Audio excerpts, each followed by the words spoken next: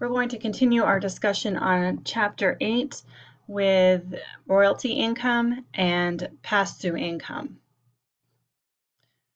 So a royalty is a payment for the right to use intangible property. Generally, royalty income is reported on Schedule E. However, if that royalty payment is a result of a trade or business, then the income should be reported on Schedule C instead. Additionally, if a royalty payment is received while performing a service related to the royalty-producing asset, the royalty income should be reported on a Schedule C. So here are some examples. Jay is a full-time author and receives royalties from his novels. Since the royalty income is received from Jay's trade or business, the income is going to be reported on Schedule C, and any related expenses are going to be deductible. Now, Catherine owns land that produces oil and receives royalty income. Catherine is a full-time dentist. Since Catherine's royalty income is derived from an investment rather than a trade or business, the income is going to be reported on Schedule E. Any related expenses are also going to be deductible on the Schedule E.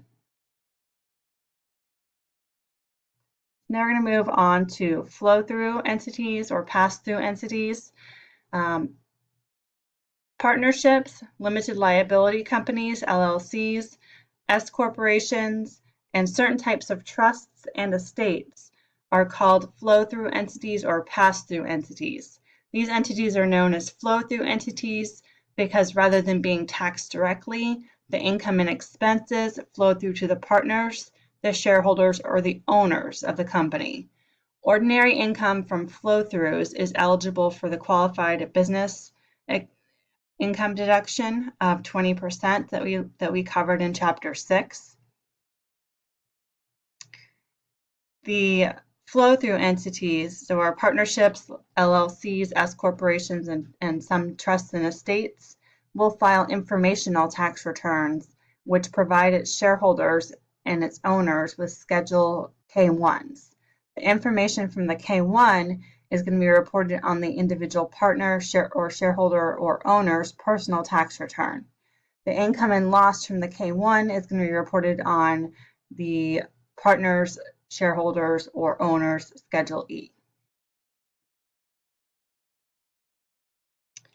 Generally, losses from a passive activity can only be offset against other passive income and not against any active or portfolio income. And we're going to learn more about this in a few more chapters. One exception to this rule is rental activities. Although rental activities by definition are considered passive activities, the tax law allows up to $25,000 in net losses that may be offset against active or portfolio income. This is going to be a subject that's discussed more in Chapter 13, and this is also subject to AGI limitations and phase-outs.